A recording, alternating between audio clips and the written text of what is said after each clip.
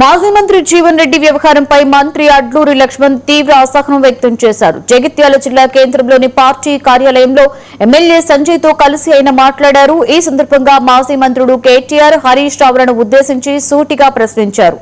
ఎల్లుండి నిర్వహించే సభ జీవన్ రెడ్డి చేరిక సభనా లేక బీఆర్ఎస్ బహిరంగ సభనా అని స్పష్టత ఇవ్వాలని డిమాండ్ చేశారు. బీఆర్ఎస్ సభగా ప్రకటించడంలో తమకి అభ్యంతరం లేదని, కానీ దాన్ని జీవన్ రెడ్డి చేరిక సభగా చెప్పడాన్ని తాము అంగీకరించ స్పష్టం చేశారు. అలాగే పార్టీపై కానీ సీఎం రేవంత్ రెడ్డిపై కానీ జీవన్ రెడ్డి తరచూ విమర్శలు చేయడం సరికాదని హెచ్చరించారు.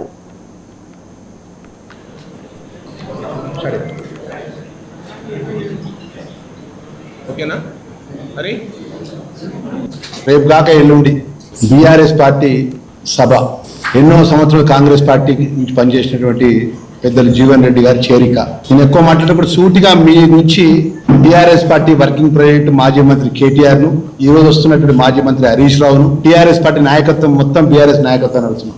ఎల్లుండి జరగబోయేది బహిరంగ టీఆర్ఎస్ పార్టీ బహిరంగ సభనా, జీవన్ రెడ్డి గారి కాంగ్రెస్ పార్టీ, జీవన్ రెడ్డి గారు ఎంబడినట్టు కాంగ్రెస్ పార్టీ అంశాలు చేరికనా?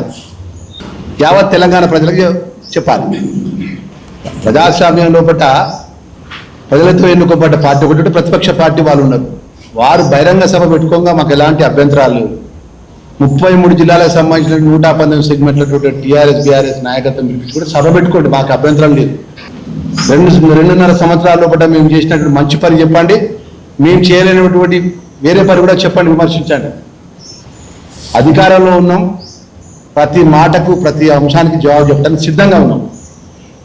కానీ బీఆర్ఎస్ పార్టీకి ఒక గొప్ప దేవుడిచ్చిన వరం ఏంటంటే గొప్పగా మాట్లాడగలుగుతారు. తెలంగాణ ఆశ భాషతోని వాదకున్న చతుర్థతో మాట్లాడతారు.